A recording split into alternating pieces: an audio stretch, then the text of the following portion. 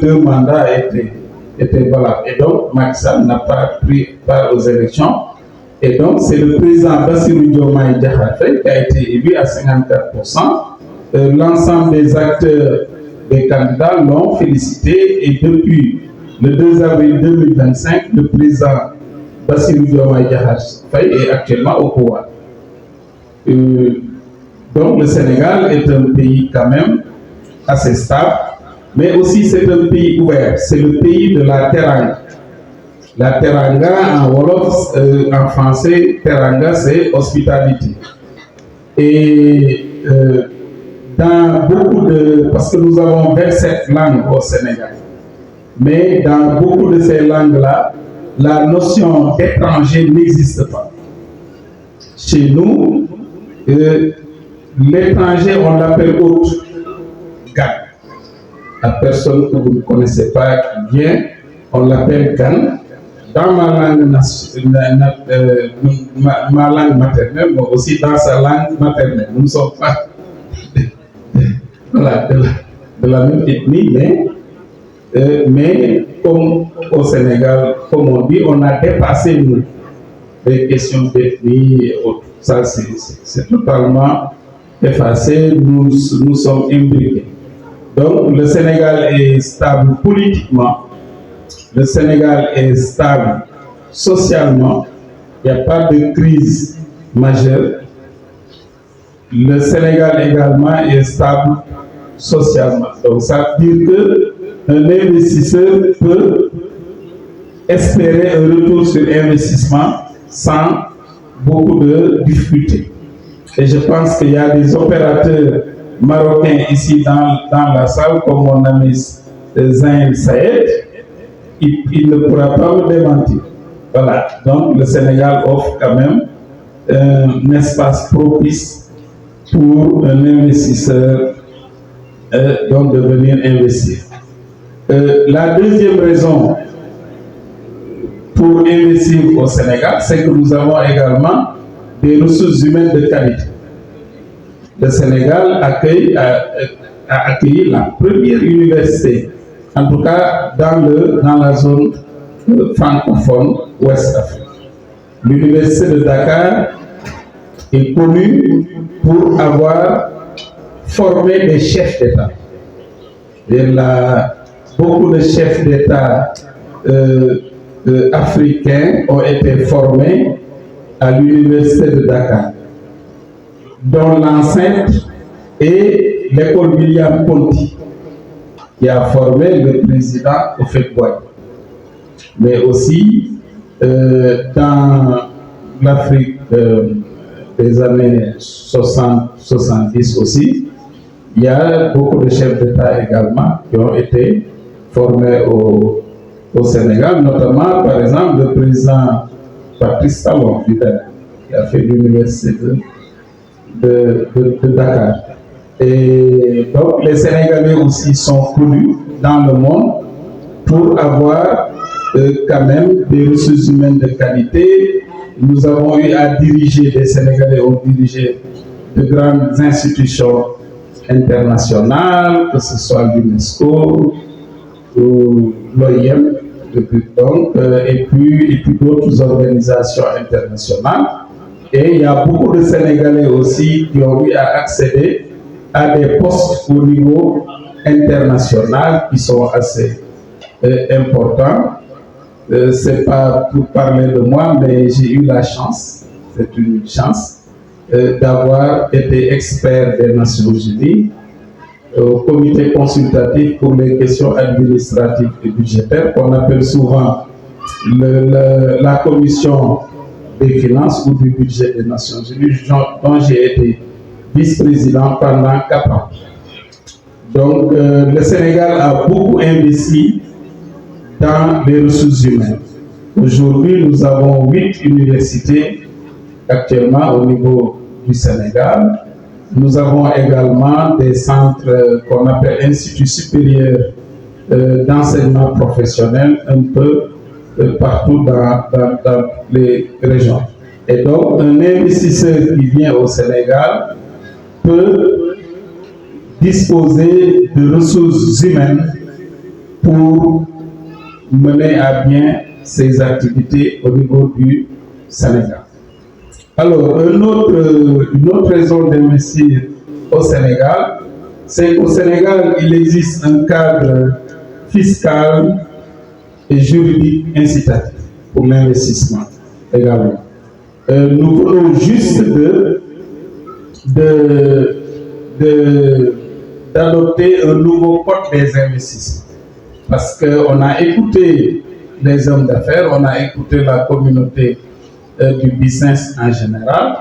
Et donc, il n'y a pas longtemps, c'était, je pense, il y a moins de 2 semaines, l'Assemblée nationale a adopté le nouveau code des investissements, je vais y revenir, avec un certain nombre d'avantages incitatifs pour les hommes d'affaires, mais aussi la prise en compte des secteurs qui n'étaient pas dans l'ancien code des investissements, notamment les secteurs des hydrocarbures.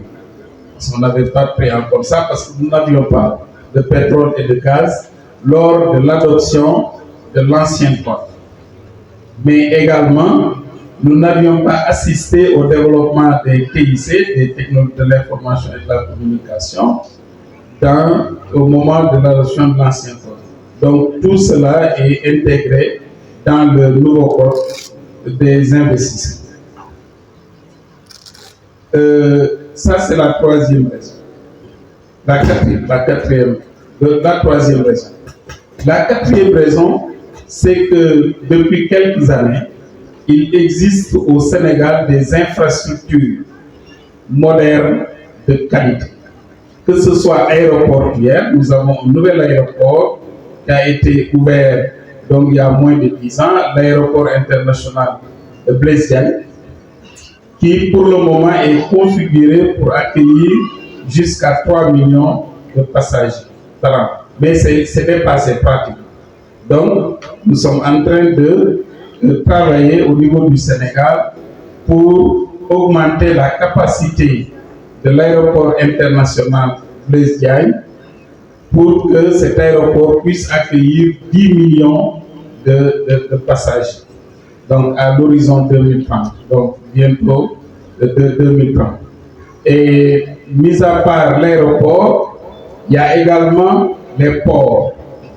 À l'image de Dakhla, le Sénégal est en train de construire également un port en eau profonde. C'est le port de Ndaya. C'est juste à moins de 30 km de Dakar. Sur l'océan Atlantique, ce port aura un tirant d'eau de 18 mètres. Ce sera l'un des ports les plus profonds en Afrique de l'Ouest en ce moment. Donc, il est en train d'être développé en relation avec DP World. DP World et le Sénégal sont en partenariat pour construire ce port et dont les travaux seront achevés en 2028. Et adossé au port de Ndayane, aussi une zone économique spéciale dimensionnée à 1500 hectares qui va accueillir également des infrastructures industrielles, des infrastructures commerciales, etc. Mais également, des stratégies sont en train d'être mises en œuvre pour faire du port de Foundiougne également, qui se trouve au centre à 150 km, un port qui va également jouer un rôle primordial dans l'exploitation des hydrocarbures parce que le forage de pétrole de Sangomar se trouve à moins de 60 km de la ville de Foundiougne. Et donc, tout ça, c'est des opportunités pour les opérateurs de pouvoir, en tout cas, venir investir au niveau du port de Ndayane, mais aussi au niveau de la zone de de Foundiougne au niveau au centre du Sénégal. Le Sénégal dispose également maintenant des infrastructures terrestres de qualité. Nous avons développé une série d'autoroutes. Actuellement, il y a une autoroute en construction entre Mbour et Kaolack. Dakar-Kaolack, c'est 192 km. Mais également, en tenant compte du développement du champ gazier que nous partageons avec la Mauritanie, une autoroute est en train d'être construite à l'heure où je vous parle sur l'axe Tivaouane-Saint-Louis. Cette autoroute Dakar-Saint-Louis aura une longueur de 280 km.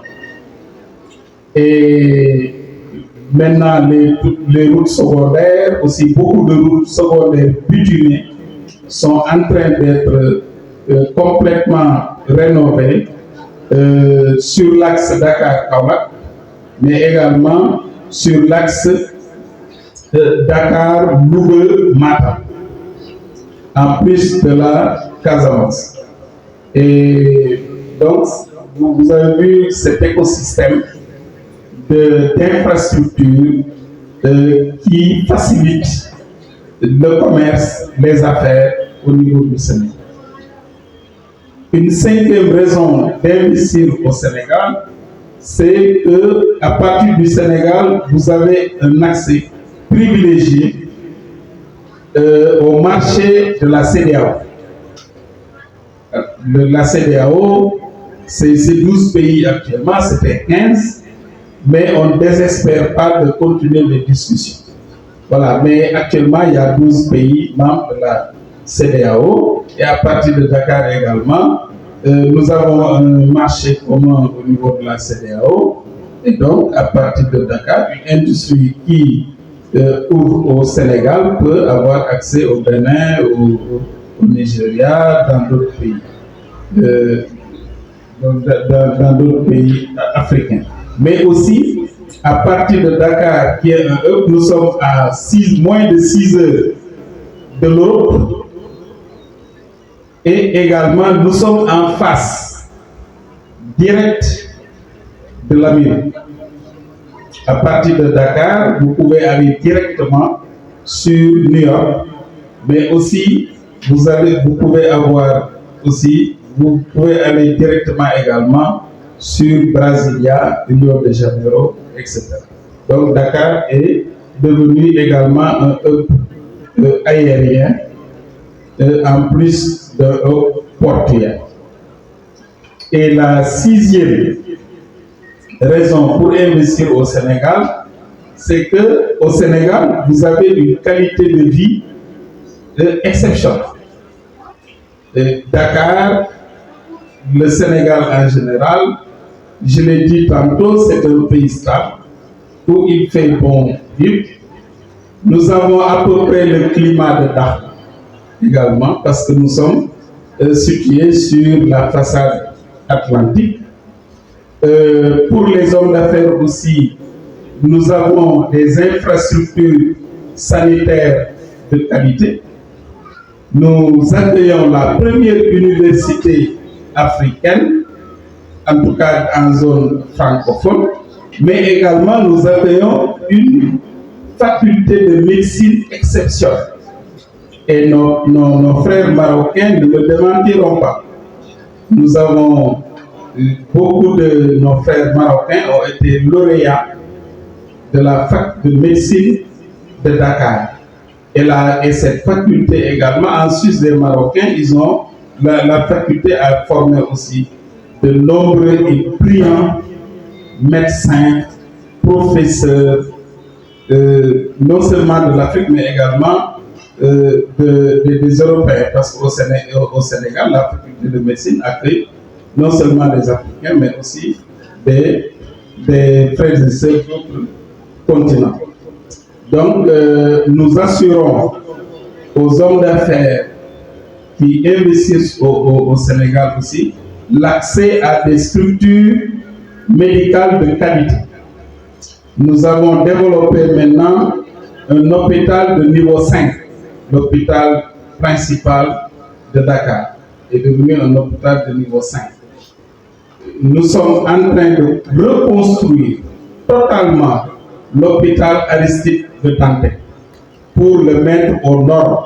Cet hôpital aussi sera un hôpital de niveau 5, sans compter les cliniques privées, mais aussi l'hôpital de Touba, qui est aussi un hôpital de niveau 4 pour le moment.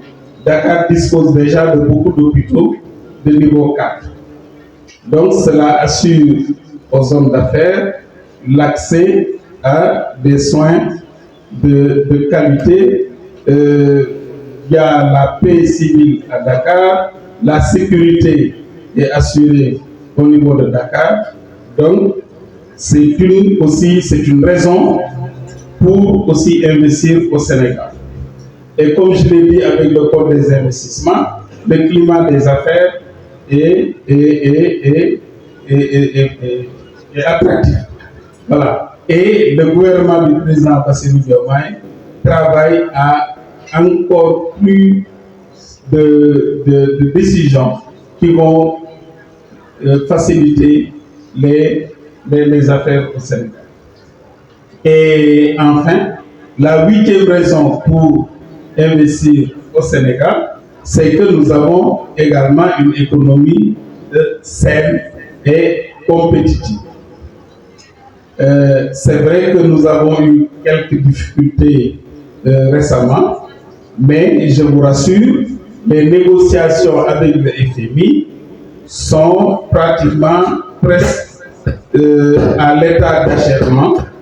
Inch'Allah, le gouvernement prévoit très rapidement, dans le courant de 2026, de trouver un accord avec le FMI, ce qui pourrait ouvrir au Sénégal également des investissements à taux concessionnels, notamment des investissements publics de nos partenaires traditionnels qui ne nous ont pas laissés.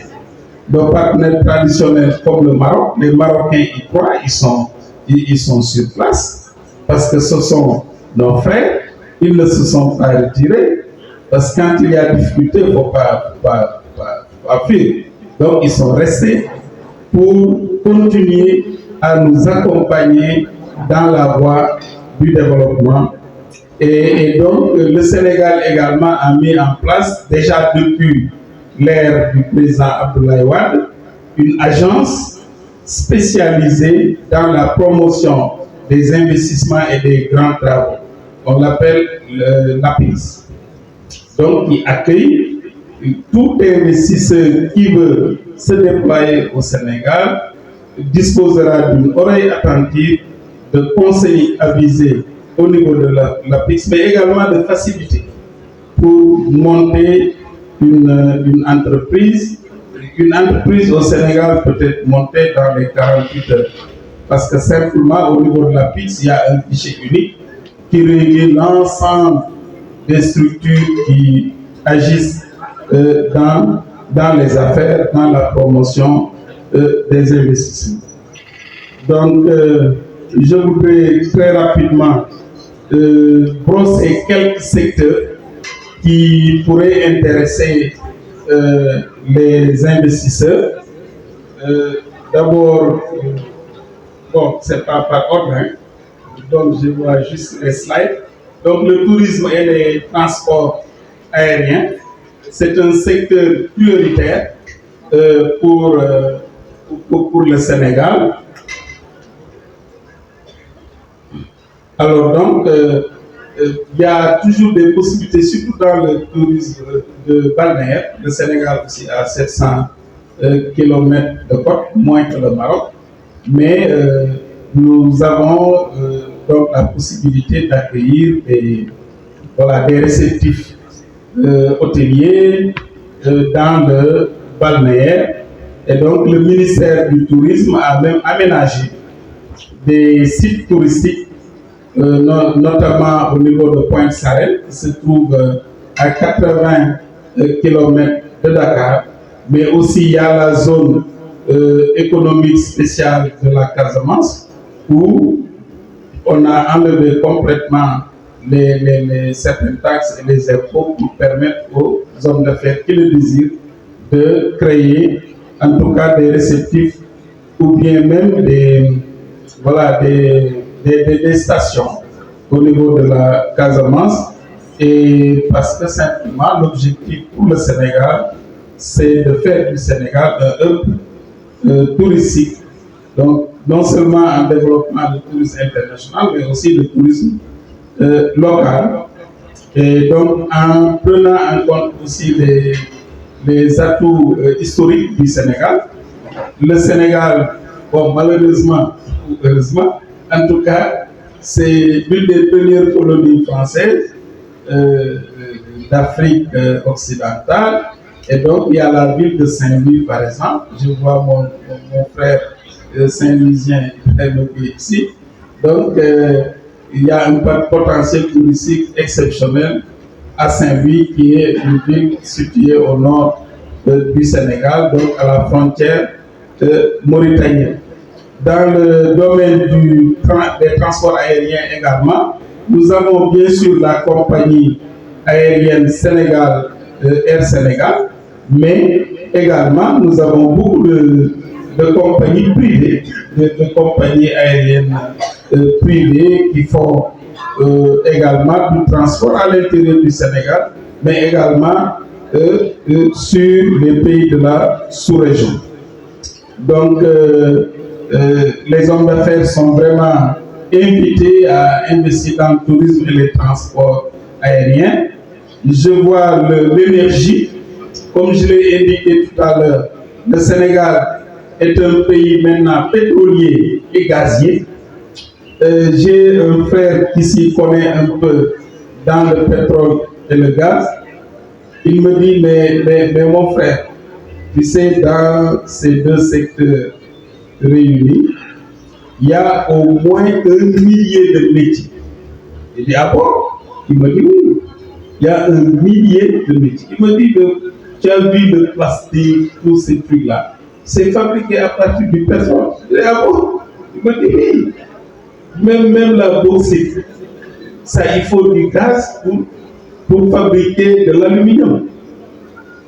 Donc il y a au moins 1000 métiers qui peuvent être développés à partir des énergies fossiles.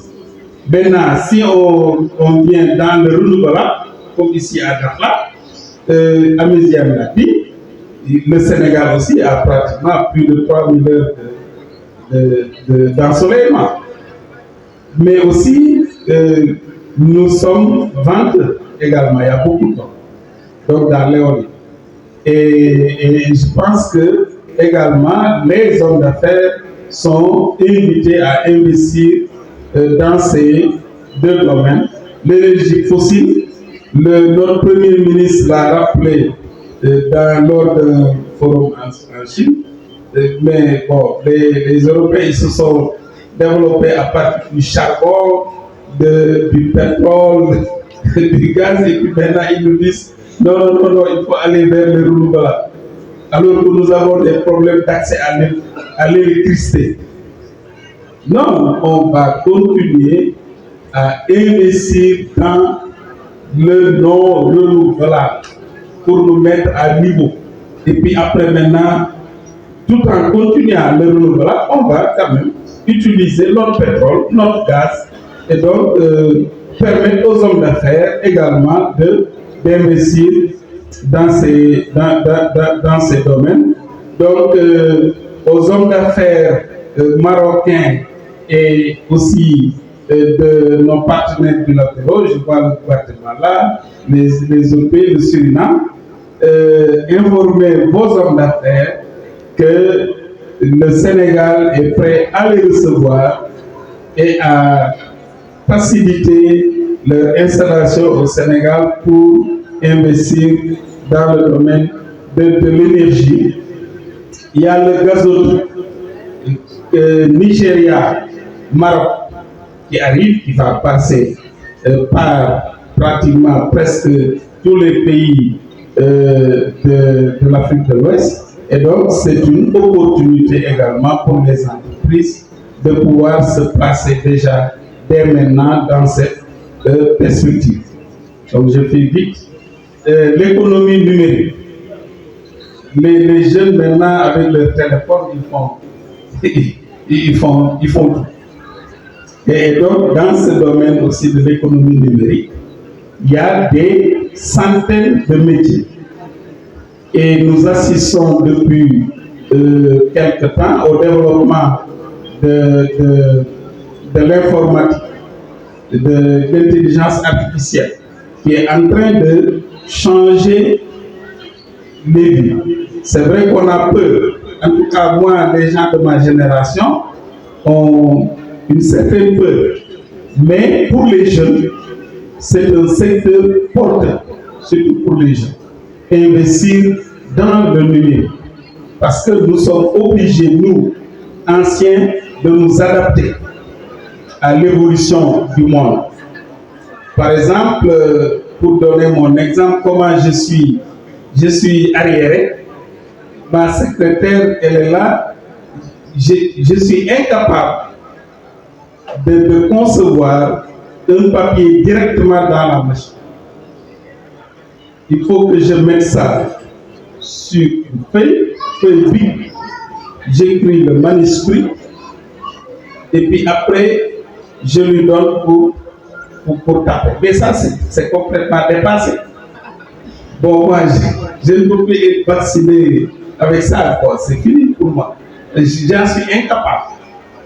Mais, quand même, pour les jeunes et les moins jeunes, c'est un secteur extrêmement porteur. Le e-commerce. Beaucoup de jeunes ont investi dans le e-commerce. Et puis, il y a d'autres aussi secteurs qui sont porteurs dans ce domaine du numérique. Le Sénégal vous ouvre ses portes pour un investissement aussi dans ce numérique qui est l'une des priorités de l'agenda de transformation Sénégal 2050. Et le grand secteur de l'agriculture, de l'élevage, de la pêche et de l'aquaculture, le consul général l'a rappelé, et puis d'autres aussi intervenants l'ont rappelé, ainsi que Amisia. Mais pourquoi ne pas manger, nous, ce que nous produisons? Un pays qui veut se développer doit se donner les moyens de manger ce qui est produit sur place. Et si je prends simplement le riz,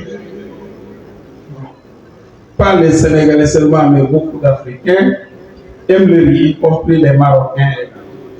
Mais le riz, nous l'achetons en Inde, ailleurs. Mais pourquoi pas développer des entreprises, des exploitations dans nos pays où nous disposons d'eau, assez d'eau. Par exemple, le Sénégal dispose assez d'eau avec les fleuves Sénégal, fleuve Gambie, fleuve Casamance. Le potentiel agricole est exceptionnel. Et nous avons des frères marocains qui sont déjà dans ce domaine. Ils ont investi au Sénégal dans le domaine agricole. Et donc, par exemple, dans le domaine de l'élevage, avec la tabaski, on appelle Aïd chez nous, Aïd Atta. Alors, la tabaski, pratiquement, les Sénégalais aiment faire le sacrifice du mouton. Mais nous n'avons pas assez de moutons. On est obligé d'acheter en Mauritanie, dans d'autres pays. Donc, il y a un potentiel de développement également pour les investisseurs, de développement de fermes agricoles, de fermes en tout cas agro-industrielles dans ce domaine de l'élevage, mais aussi de la pêche. Par exemple, nous achetons beaucoup de poissons ici. Je reçois beaucoup d'hommes d'affaires sénégalais qui viennent acheter du poisson à Dakhla pour aller le revendre au Sénégal. Pourquoi pas, avec le partenaire marocain, co-construire des sociétés industrielles dans ce domaine de la pêche, mais également de l'aquaculture, parce que maintenant, le poisson, il est cultivé, entre guillemets. Dans beaucoup de pays, il est cultivé. Un homme d'affaires m'a dit la dernière fois que, mais Michel Consul, est-ce que tu sais que le poisson qui vient de tel pays, c'est un poisson cultivé. Donc, ce n'est pas le poisson de la mer. Donc, c'est la pisciculture. Voilà, c'est la pisciculture. Donc, il y a un potentiel de développement exceptionnel dans le domaine de la pisciculture, d'autant plus que au Sénégal, nous mangeons beaucoup de poissons. Nous en consommons des centaines de milliers de tonnes par an. Et d'ailleurs, j'en profite pour après vous inviter à déguster un tchéboudiel, le plat national du Sénégal, qui est fait de riz et de poisson. Et cela va inciter certains parmi vous à venir investir au Sénégal. Et dans le domaine de l'industrie également, le consul le disait tout à l'heure et puis un autre, si nous voulons créer des centaines, voire des millions d'emplois, il faut qu'on industrialise nos pays. C'est l'industrie qui crée des emplois. Et la preuve vivante, c'est ici à Dakar. J'ai visité presque la majeure partie des sociétés de conserverie de poissons ici. C'est des sociétés qui emploient des milliers de personnes ici. Beaucoup de Sénégalais dans cette salle travaillent dans ces sociétés. Parce que c'est des unités industrielles. J'ai visité également les fermes agricoles, notamment à Agadir. C'est des fermes agro-industrielles qui aussi emploient des milliers de personnes. Alors donc, nous vous invitons, en tout cas, vous êtes les bienvenus au Sénégal pour des investissements dans le domaine industriel. Si l'Afrique veut se développer, elle est obligée de transformer son économie et d'aller vers l'industrialisation. Les potentiels sont énormes aussi bien au Sénégal, au Maroc que dans les autres pays qui sont représentés dans cette salle. Donc le Sénégal a une stratégie industrielle qui a été élaborée et qui est en train d'être déroulée depuis l'arrivée au pouvoir du président Bassirou Diomaye Faye. Dans le domaine des mines et de l'industrie minière aussi, le Sénégal également dispose de beaucoup de ressources dans ce domaine, notamment le fer de la Falémé, qui est vierge, qui n'est pas encore exploité. Il y a beaucoup de groupes internationaux qui sont sur ce projet-là de transformation donc du fer avec des possibilités de développer le rail, parce que voilà, pour développer le rail, il faut beaucoup de fer. Donc, travailler dans le fer, mais aussi il y a les mines aussi d'or, il y a des mines d'or au niveau de l'Est. Et il y a un grand groupe marocain qui a investi récemment aussi dans la région de Kédougou et qui est accompagné par un ami que je connais, M. Moussa Tcham. Donc le potentiel, en tout cas pour les Marocains, également est énorme dans le domaine minier. Et vous êtes vraiment les bienvenus au Sénégal pour développer, pour construire des entreprises, des sociétés dans ce domaine. Alors, le secteur qui me plaît le plus, c'est l'eau, l'assainissement, l'hygiène. et le docteur Benjamin ne me démentira pas, parce que ça, c'est un secteur stratégique, parce que notre santé dépend de notre environnement et notamment la maîtrise de l'eau, mais également l'accès à l'assainissement, qui n'est pas évident. Et donc là également, c'est un domaine extrêmement intéressant pour les hommes d'affaires marocains comme aussi les autres frères africains et d'autres pays, que ce soit le Guatemala, le Suriname et autres. Donc le potentiel dans cette affaire aussi est exceptionnel, parce que l'eau potable n'est pas accessible partout et en tout temps. Et nous avons là, depuis 2024, l'offre d'une société saoudienne, d'une grande usine de dessalement d'eau de mer, comme celle qui est en train d'être construite ici à Dakhla, après que les Japonais déjà aient financé la construction de la première usine de dessalement d'eau de mer qui se trouve à Dakar.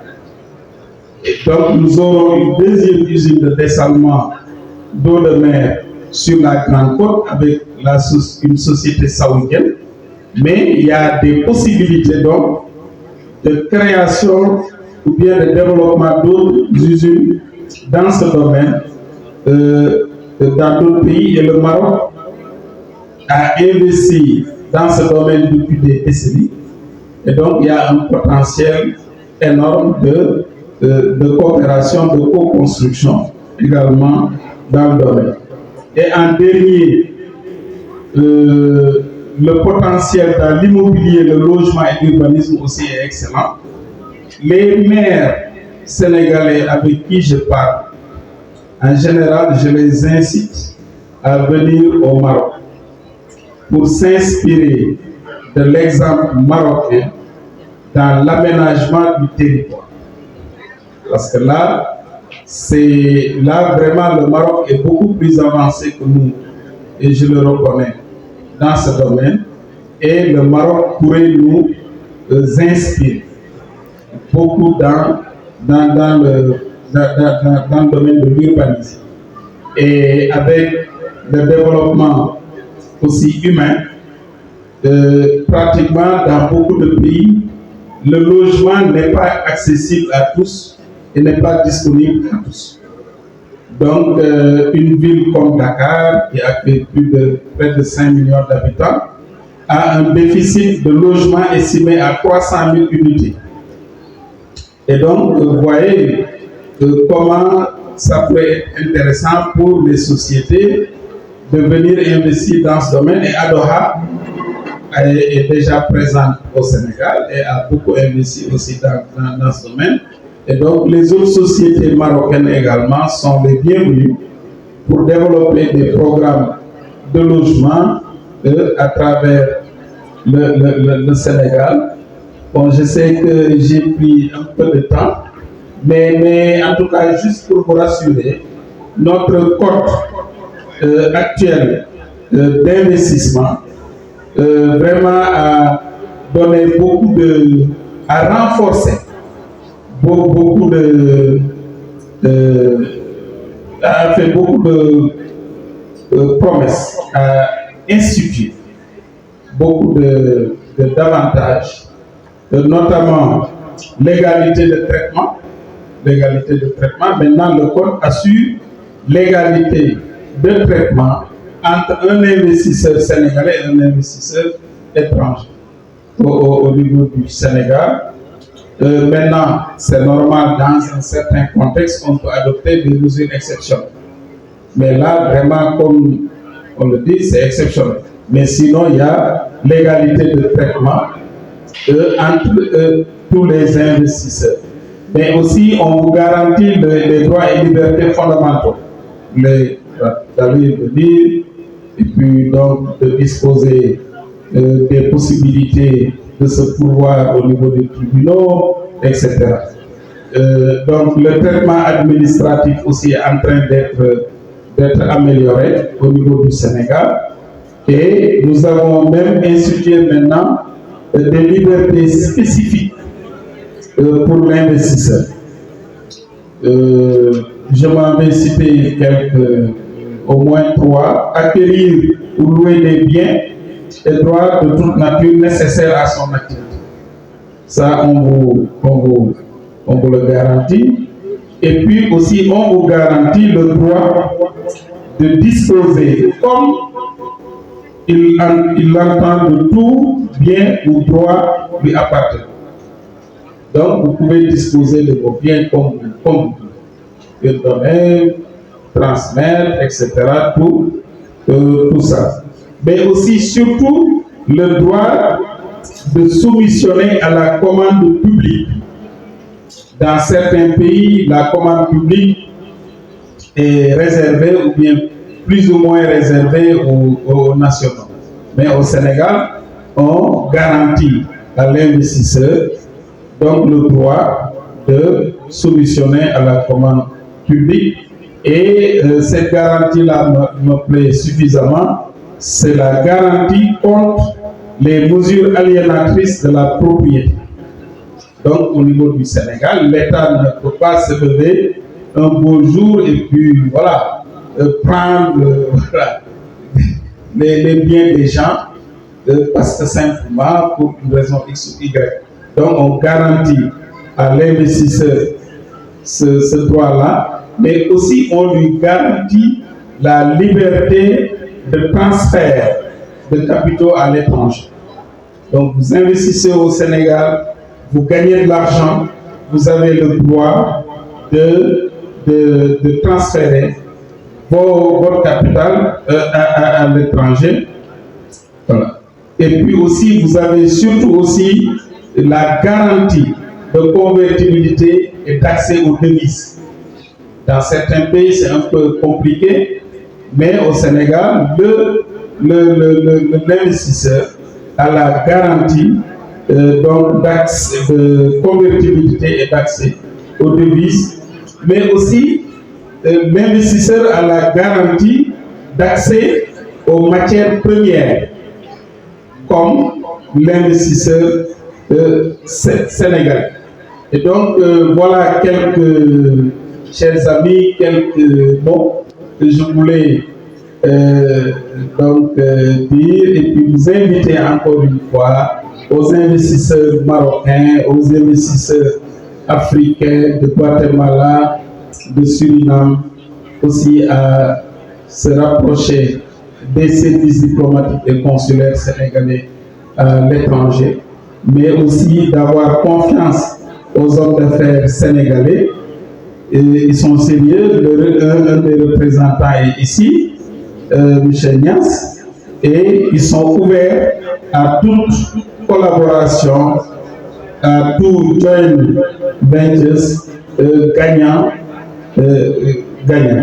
Et vraiment, en tout cas, je vous remercie de votre attention et vous invite à ne pas quitter parce que je pense que le repas sera servi très rapidement. Je vois les organisateurs.